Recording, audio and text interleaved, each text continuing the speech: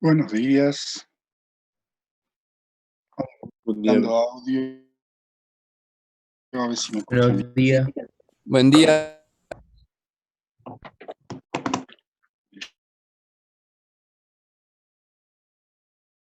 Así que, hola, hola, hola. Sí se Hola, ¿me escucha bien, escuchan? profe.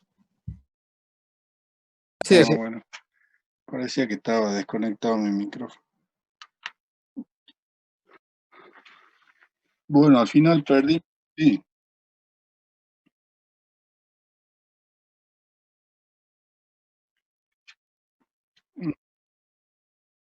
¿Cómo? No lo escucho bien.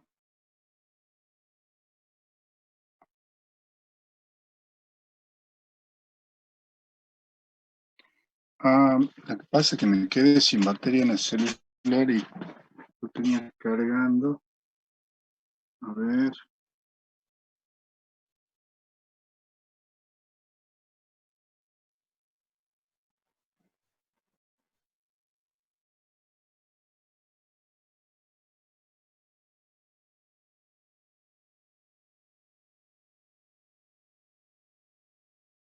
Bueno,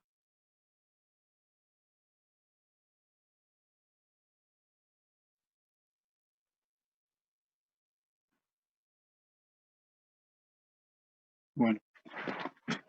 Bueno, igual vamos a ver un poquito entonces la parte de los transformadores y de los núcleos.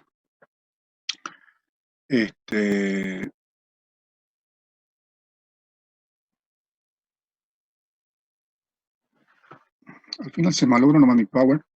Voy a tener que hacer uno de nuevo porque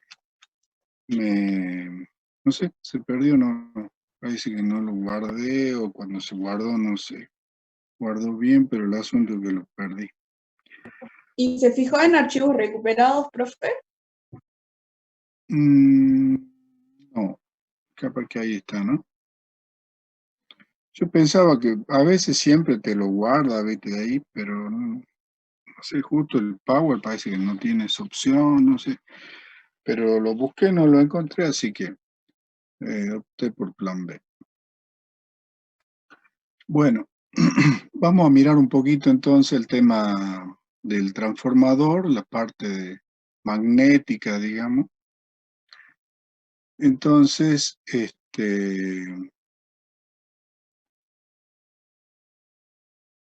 bueno, hay que recordar un poquito el funcionamiento de lo que serían los sistemas magnéticos, que algo ya hemos visto en algún momento y también lo hemos ido charlando a medida que fuimos desarrollando los distintos inversores y los convertidores. Pero ahora vamos a entrar ya un poquito más en detalle de lo que yo considero que es la parte más, tal vez la más complicada, si se quiere, en el momento del diseño. Porque, bueno, ustedes han visto que una fuente lineal, no estoy grabando, vamos a poner a grabar.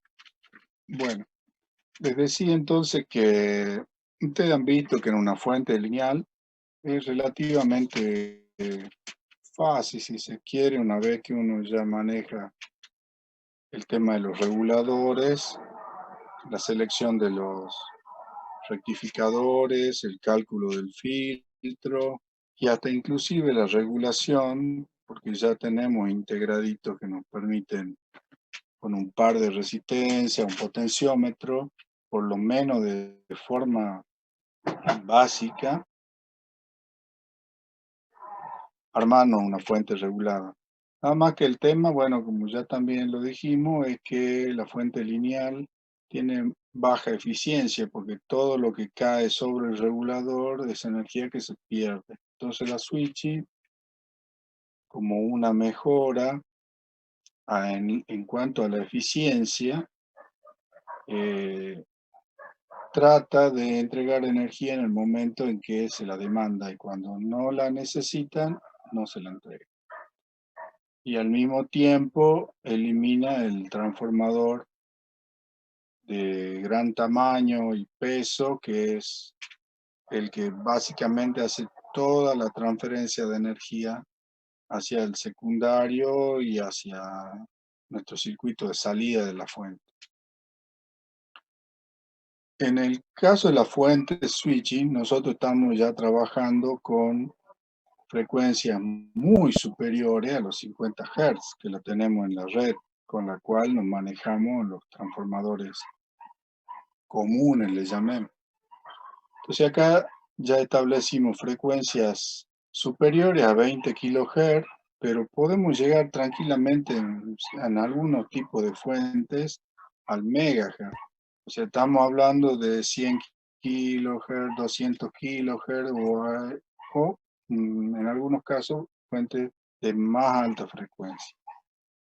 Entonces, el tema de las bobinas, del núcleo que usen las bobinas y los transformadores y los núcleos que usen los transformadores toma una significancia muy alta a la hora del diseño. Porque cuando yo tengo alta frecuencia, nosotros sabemos que la tensión que se manifiesta debido a los cambios de corriente, hemos puesto muchas veces ya que la tensión en la bobina es igual a L por la derivada de la corriente con respecto al tiempo. Entonces, si ese cambio en la corriente es muy alto, corriente que aumenta y disminuye a muy alta frecuencia, los valores de tensiones que se manifiestan también son muy importantes. Entonces, si la fuente no está bien diseñada, fundamentalmente las bobinas y los transformadores no están bien diseñados, pueden llegar a generar tensiones muy altas que terminan rompiendo los transistores. O podríamos poner una bobina también mal diseñada que nos genere tensiones tan pequeñas que no lleguen a producir la conmutación que nosotros estamos deseando desde el punto de vista de la acumulación de energía que necesita la bobina para recuperar el sistema en el momento en que la llave está abierta o en el momento en que la bobina tiene que entregar la energía que acumuló. Entonces, todo un tema, el tema de las bobinas y de los transformadores en la switching, porque estamos trabajando en alta frecuencia. Entonces, bueno, nosotros, ¿qué ya sabemos? Nosotros ya sabemos que un conductor se va a generar un campo magnético que siempre es perpendicular a la dirección de la corriente. Eso ya lo hemos estudiado muchas veces. Y entonces, ¿qué es lo que hacemos? Enrollamos, formamos un solenoide, una bobinita, y logramos concentrar de esa manera el campo que se genera en el conductor. Entonces yo al hacer un montón de vueltas, lo que hago es sumar, sumar, sumar, sumar, sumar, y en el centro del conductor, mejor dicho, en el centro del solenoide de la bobina, yo ya tengo la suma de todos los campos que se generan debido a la intensidad de corriente que circula a través de ese conductor.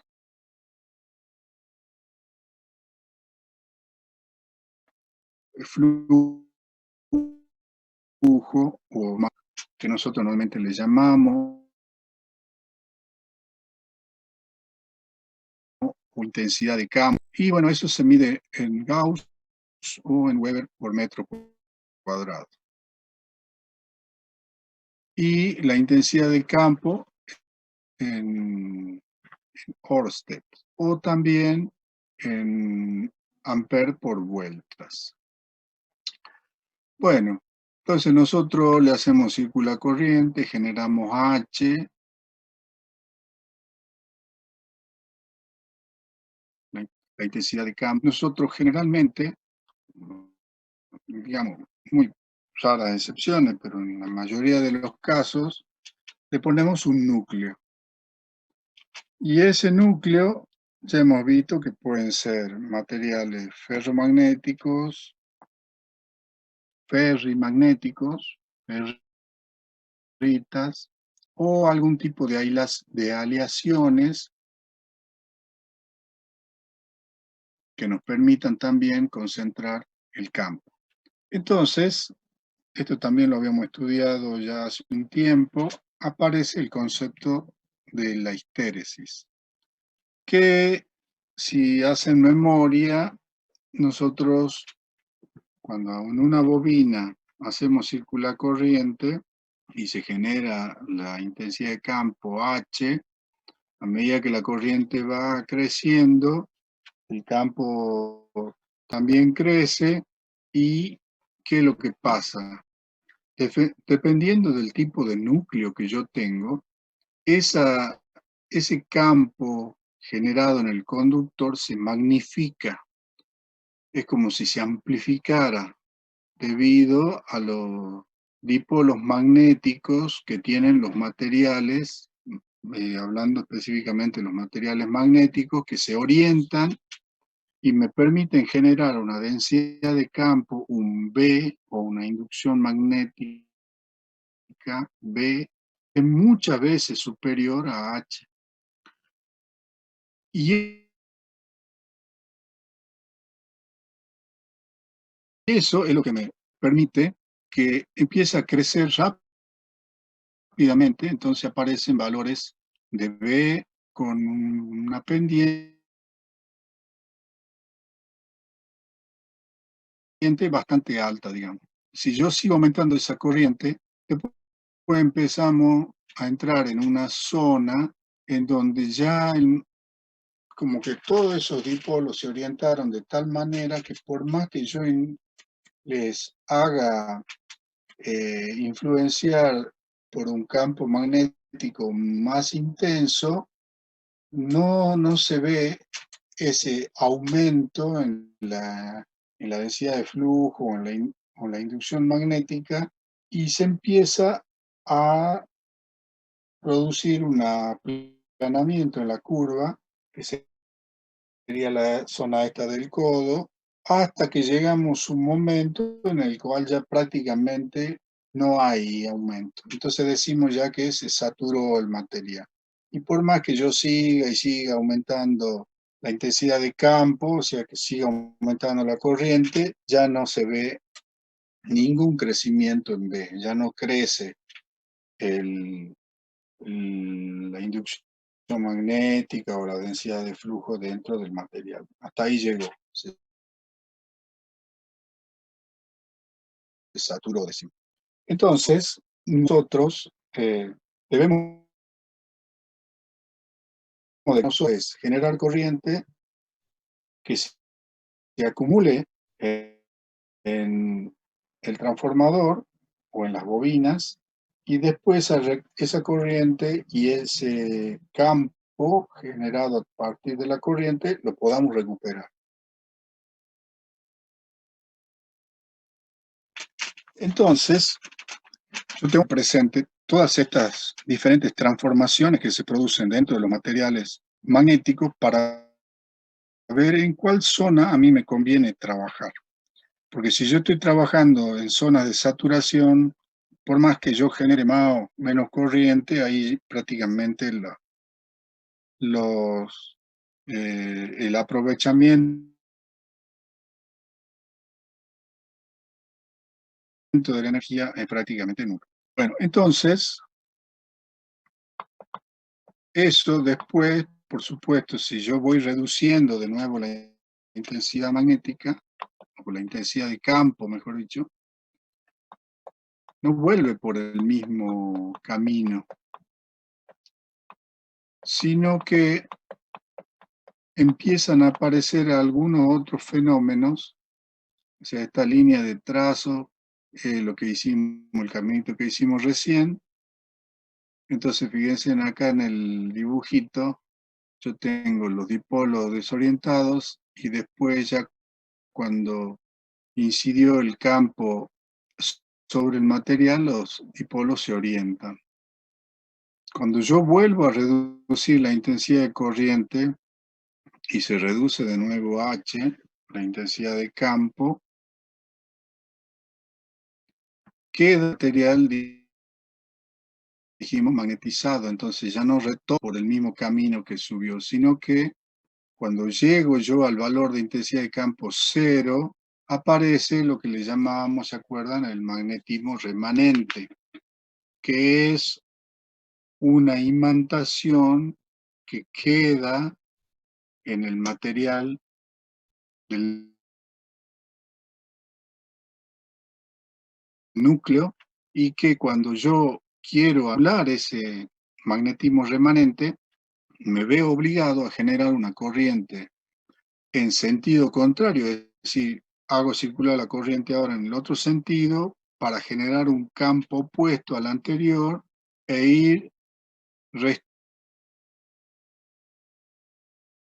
restando el campo remanente, nuevo campo que se produce en la bobina. Y eso me va a permitir hacer que se vaya disminuyendo, disminuyendo, hasta que llegue un punto en el cual ese magnetismo remanente se hace 0, pero eso me significó a mí haber generado una corriente en el otro sentido que haga que el magnetismo remanente en el núcleo desaparezca. Bueno, eso ya me significa a mí una pérdida de energía por histéresis, debido al hecho de tener que usar parpo magnético que genera la corriente en anular el magnetismo remanente que se produjo en el material. A eso se le llama fuerza coercitiva, pero en realidad es el campo que yo necesito generar para anular el magnetismo remanente. Bueno, si vuelvo yo a generar corriente en el otro sentido, se vuelve a producir una amplificación. Ahora se van a ordenar en el otro sentido los dipolos magnéticos, opuesto al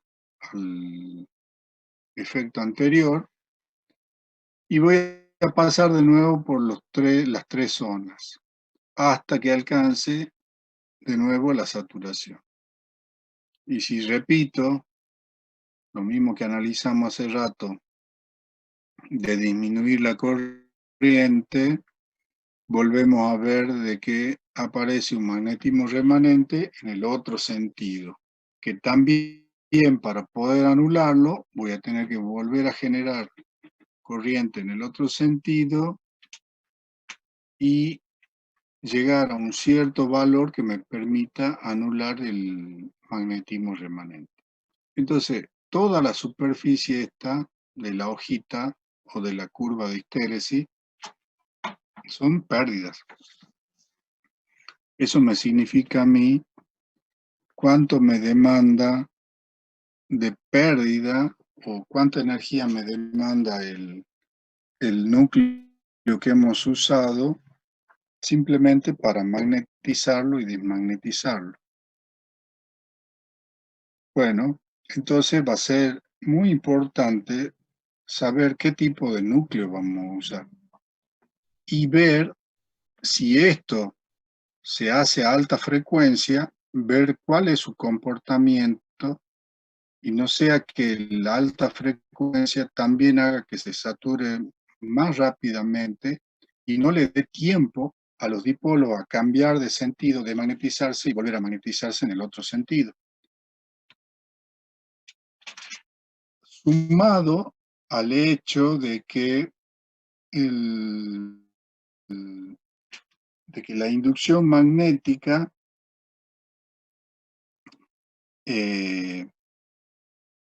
o electromagnética también va a producir FEM sobre cualquier material conductor que nosotros tengamos en el camino. Tal es el caso de los núcleos de, digamos, de ciertos tipos de aleaciones metálicas, como podría ser un acero, un hierro silicio, un hierro níquel, que son chapas de acero con cierta aleación, pero que son materiales conductores. Entonces ahí también me empieza a aparecer el tema de las corrientes parásitas. Bueno, la intensidad de campo yo la puedo calcular entonces para las bobinas como el número de las espiras por la corriente que circula por 4 veces pi, bueno, que esto es una constante sobre el valor de la inductancia de la bobina. Esto me permite calcular a mí el valor máximo de la intensidad de campo. Y como ya dijimos, esa intensidad de campo multiplicada por ese factor de ganancia que dijimos que tienen los núcleos, que recuerden, eso le llamamos la permeabilidad magnética, y que es un parámetro perfectamente definido para cada material.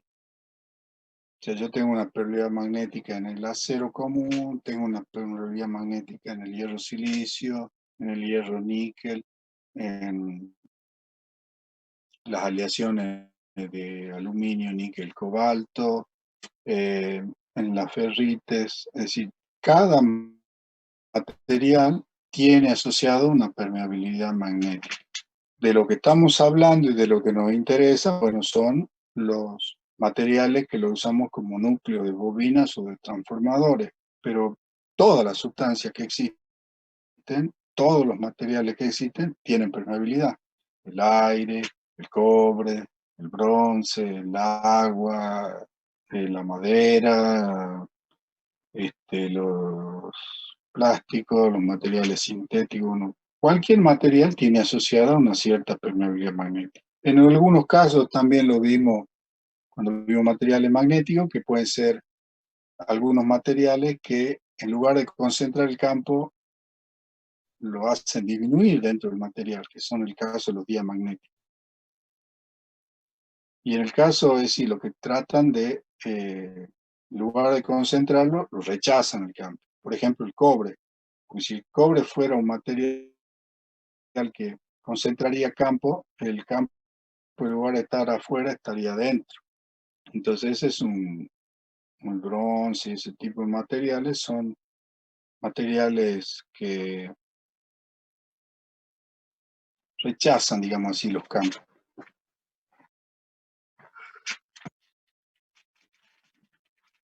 Más que concentrarlo. Y bueno, y después están los paramagnéticos, que son aquellos materiales que prácticamente uno, o sea, el campo que generan es el mismo, o el que lo atraviesa es el mismo. No generarían más que igual al campo que son influenciados. En el caso nuestro, de los materiales magnéticos, los valores de permeabilidad son altos. O sea, estamos hablando de 100 veces, 1000 veces, 10.000 veces. Son valores muy altos. Bueno, entonces, en el caso de nuestras fuentes, de fuentes conmutadas, nosotros deberíamos estar trabajando no en la zona donde el material alcanza la saturación, porque ya dijimos que eso nos va a generar pérdidas muy grandes, sino que deberíamos trabajar en las zonas, por ejemplo, en esta que está dentro, en la zona punteada, y esto se da principalmente en las fuentes que son simétricas, que son de accionamientos directos y son simétricas.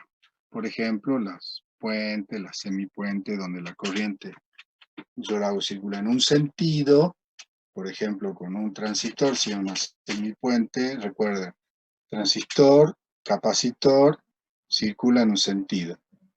Después hago la conmutación y hago circular corriente en el otro sentido. con el otro capacitor y el otro transistor. Entonces yo ahí tengo en el bobinado del primario del transformador corriente que circulan en un sentido. En ese caso, yo tendría corriente que magnetiza el primario, por ejemplo, en el primer cuadrante en la hojita más chica, llega hasta este punto y luego, cuando la corriente cambia de sentido, bueno, primero va disminuyendo. Y fíjense en que a pesar de que yo hago una conmutación rápida de la tensión, si yo tengo cambios en la tensión bruscos, las corrientes no cambian de la misma forma, sino que lo hacen, ya hemos visto, como si fuera una recta. O sea, lo hacen de forma lineal. Entonces, tanto el crecimiento como el decrecimiento, hemos hecho las curvas o las figuras triangulares de los cambios en las corrientes. Entonces, eso hace de que la corriente crezca en un primer momento y después cuando empieza a disminuir, llegue a un punto en el cual se genere un campo remanente, un magnetismo remanente, que queda almacenado en el núcleo y que yo después, cuando genere corriente en el otro sentido, logre desmagnetizarlo. Pero nosotros tenemos que tener un núcleo que no nos produzca un desgaste o una pérdida importante, sino por el contrario, que sea fácilmente desmagnetizable y yo no tenga que emplear demasiada energía en desmagnetizarlo al material. Porque entonces es donde mi sistema se vuelve con una eficiencia más baja, cosa que sí nos sucede en los transformadores de las fuentes lineales que estamos trabajando en zonas de la hoja de histéresis más grande. Bueno, entonces genero corriente en el otro sentido, que sería cuando me trabaja el otro par de transistores en la puente o el otro transistor en la semipuente, y se repite de nuevo el ciclo. Mi corriente disminuye. Entonces, en esos casos yo tengo corriente en un sentido y en el otro, en un sentido y en el otro. Entonces ahí, desde el punto de vista de la magnetización del núcleo y la desmagnetización del núcleo, tengo la hoja completa en los 4 cuadrantes. En un corriente en un sentido, corriente en el otro sentido y magnetización y desmagnetización en los 2 sentidos. Ahora, en los otros tipos de fuentes, donde nosotros tenemos un transistor y tenemos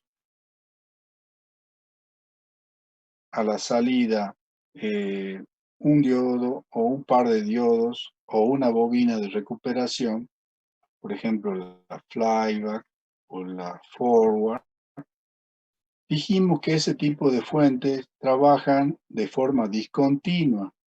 Y es más, hay una fuente, la flyback, que tiene un tiempo muerto necesario para que se produzcan los cambios.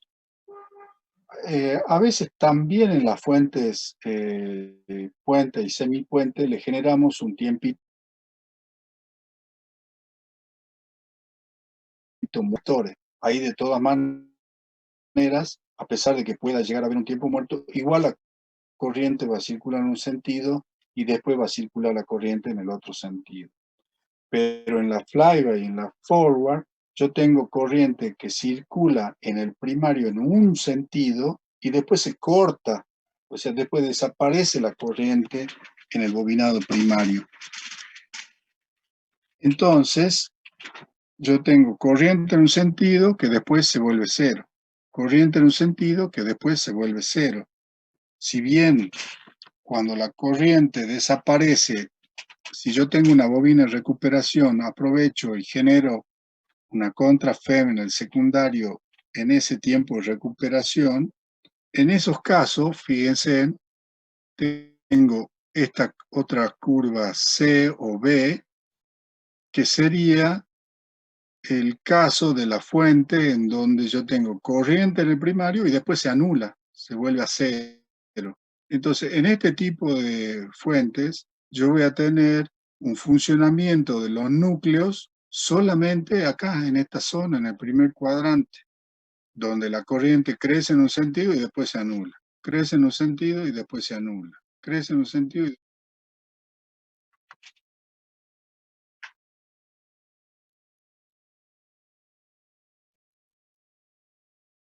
Exactamente, exactamente. Eso es lo que pasa con, como decía, en la flyback y en la forward.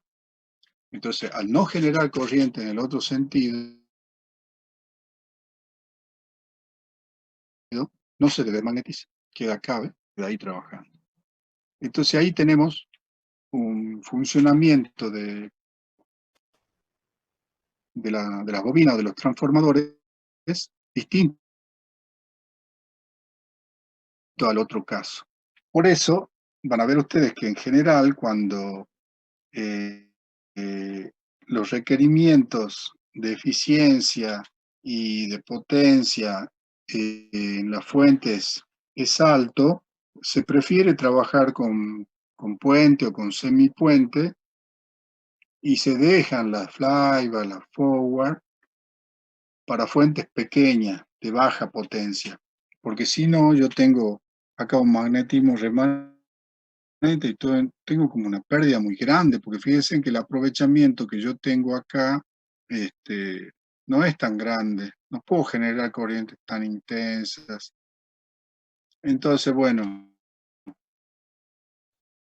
¿uso una fuente flyback? Sí, la uso. Por ejemplo, ustedes van a ver todas las lámparas LED, la mayoría tienen flyback. Algunos cargadores pequeñitos también. ¿Por qué? Porque estamos hablando de potencias muy pequeñas. Pero si ya tenemos que hablar de convertidores de gran potencia, la vamos a ver, por ejemplo, a los puentes en las soldadoras, en los inverter, han visto en las soldadoras inverter. Bueno, tienen sistemas de aprovechamiento de energía bastante altos, por eso el tamaño reducido comparado con los grandes transformadores de las soldadoras que venían antes. Entonces, en esos casos sí se hace una inversión más grande en cuanto a transistores, 2 o 4, pero sabemos que la eficiencia de esas es superior a la de un flyback o de un forward. Bien. Bueno, entonces vamos a pasar a tener en general núcleo de ferrite. Una de las cosas sin duda es de que en la fuente de switching nosotros reducimos el tamaño de los transformadores de forma significativa, o sea, tenemos transformadores pequeños comparados siempre con la fuente lineal, son mucho más chicos.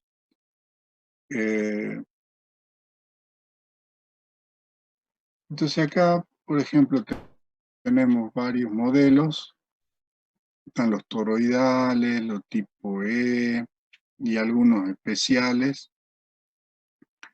Que estos, bueno, ya son fabricados para ciertas aplicaciones y luego vamos a entrar a ver nosotros cuáles son las especificaciones técnicas que tiene y cuáles son recomendables para una u otro caso. Son todos de ferrite. Recuerden que las ferrites son núcleos macizos, durísimos, muy frágiles, o sea que con un golpe se parten, se hacen pedazos. Y al ser tan duro no es posible maquinar o sea, yo no podría mecanizar un núcleo ferrite, quería hacerle un agujerito, imposible, o sea, nos quedamos sin mecha y no se perfora, ¿no? Son cerámicas y son óxidos óxidos férricos sinterizados y que pueden tener también alguna otra aleación, pero básicamente son óxidos férricos. Es decir, al óxido férrico lo llevan a un molde con algún tipo de aglomerante, lo prensan y lo meten a un horno, sin llegar a fundirlo totalmente, porque la obtención de la cerámica es calentarlo hasta el punto de que el grano se funde solo la superficie, no totalmente. Entonces eso le da una característica muy particular que permiten tener cero de corrientes parásitas, porque al ser un óxido no hay corrientes parásitas, permeabilidades magnéticas muy altas